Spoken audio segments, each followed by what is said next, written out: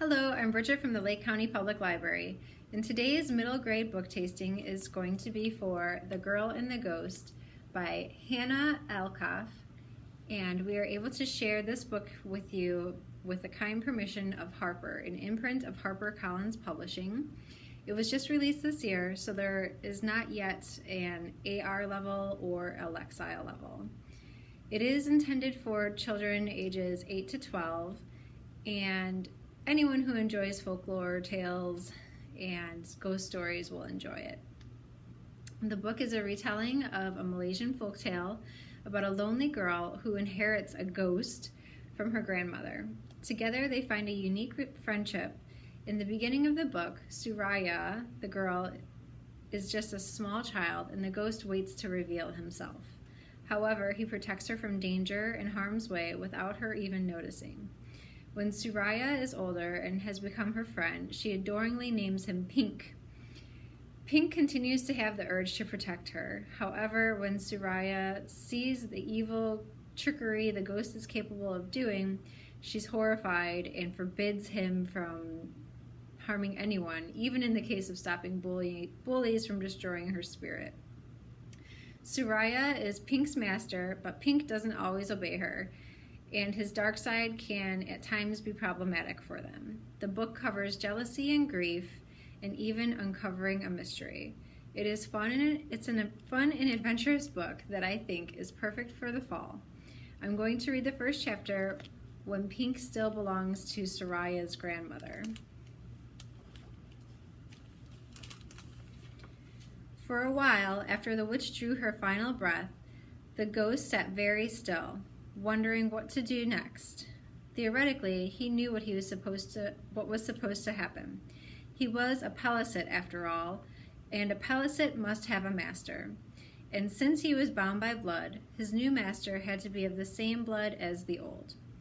It was finding this new blood that was going to be tricky. The witch had not been much for family or friends, or, if he was being completely honest, people in general. There was a daughter he knew, a little girl with lopsided pigtails and an equally lopsided grin. He had seen pictures of her, pictures the witch kept hidden in a drawer among bits of broken candles, coupon for supermarket deals long expired, a small mountain of coins, things she no longer had use for, or that weighed her down, things she had forgotten or wanted to forget. There were letters, too, slanted words written in deep blue ink, the paper old enough that yellow age stains had started to blossom at the edges. I know you don't approve, but he loves me, and I love him, and we want to be together. We have our own home now. Wouldn't you like to come and visit us? Please write to me, Mama. I miss you. Don't you want to see your grandchild? The last one was newer, a rectangle of plain white tucked into a crinkly brown envelope bearing the witch's name. It said, "Do not contact us again."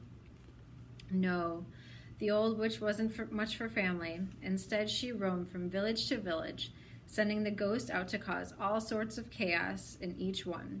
And in the beginning, he loved it. There was a sort of dark pleasure in going about a village in his other form, that of a tiny, unassuming grasshopper, bringing bad luck wherever he went, in the souring of milk while it was still in the cows, and emptying the fish traps without leaving a single hole in the weave of the net, so that the fishermen scratched their heads in confusion, in rotting whole fields of crops, only on the inside, so that the harvester's hopes lifted at the sight of perfect-looking fruit, only for it to all explode in maggots and gloriously bad smells at the lightest touch.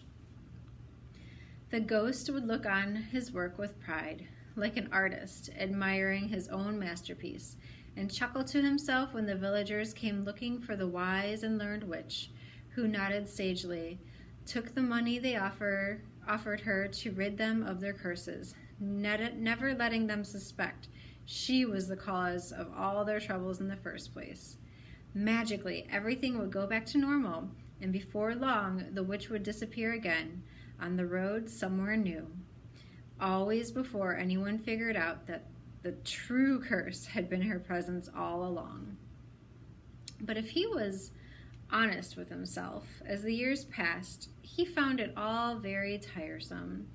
There was a steady stream of customers at the witch's door, and if they weren't asking for a way to undo her handiwork, they were asking for the same petty meanness, the same tiny bad magics as all the others. A curse on this business, a pox on that house, and impossible to remove on that one's nose. Humans, the ghost thought, were just so unimaginative.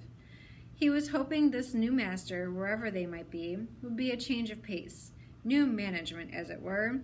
He pictured the little girl with pigtails and the wide grin, and he stretched out his thoughts, spreading them as wide as he could, listening for the familiar song of the blood calling to him, feeling for its comforting warmth coursing through fresh new veins, pumping through a strong new heart.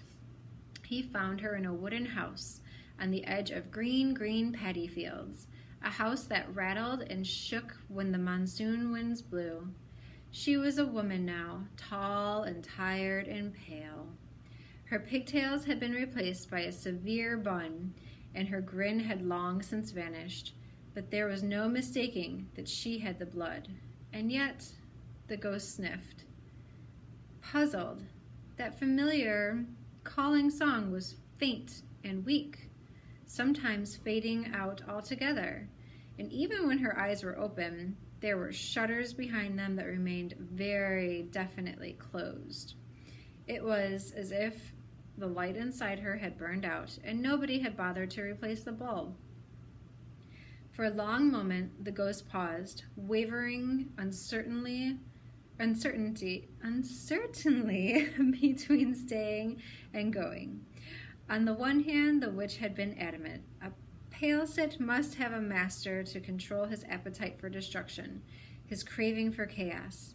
Already he could feel the tug of the darkness, hear the little voice inside him whispering thoughts of ruin and rampage. At the same time, he wasn't even sure this woman's blood would be strong enough to bind him and keep the darkness at bay. The ghost was still trying to make up his mind when he heard it, the laughter. This is how he learned that there was also a child, and the way her blood sang, it was as if she lit up from the inside and made the whole world brighter as she toddled through it, babbling and giggling on chubby bare feet caked with dirt. The witch's song had been rough and raucous, and it swept you up the way a pirate shanty does, or the musical howls of drunkards stumbling home. But the child's song wrapped the ghost in a tender weave of comfort and belonging and glorious wonder, sweet and innocent and intoxicating. And as he watched her, he felt strange new sensations welling up from deep within the cavernous recesses of his chest, a mix of pride and an overwhelming sense that this child was bound for greatness. What a heady honor to be bound up in it. He hadn't supposed he was capable of such thoughts. The witch had certainly never inspired anything more than a prickling annoyance. Was this the change he sought, he needed? Suraya, he heard the woman call as he watched. Suraya, come inside now. The sun is setting. It will be Maghrib soon. And the little girl scampered unsteadily back to the unsmiling woman and disappeared into the house.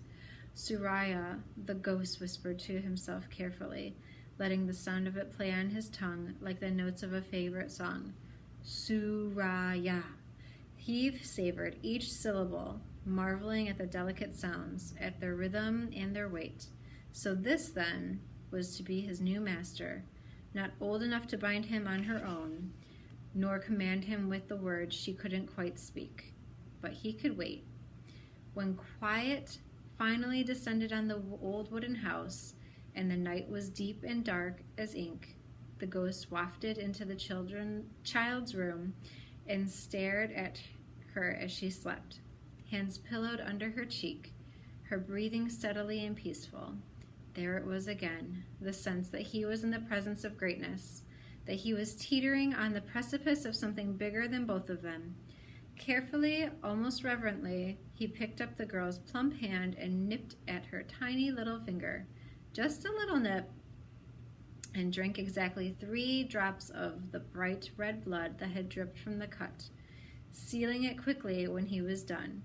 Her song was strong and wild. It almost deafened him as her blood wound through his body, weaving their destinies together line by line, chain by chain. This was more than enough to get by, more than enough to bind them together until the next full moon hung in the sky. "It is done," he whispered, "and I am bound to you until the end." She shivered slightly under his gaze. She had no blanket, so he curled himself around her for warmth and smiled when she sighed happily in her sleep. And at that moment the ghost felt a twinge just where his heart ought to have been, if he had one, which he didn't, of course. Okay, so that wraps up today's book tasting. I hope this piqued your interest and you'll check out this new book to see what happens next. If you have any questions or comments, please let us know at kids@lcplin.org. And thank you for watching, and I hope you have a happy rest of your day.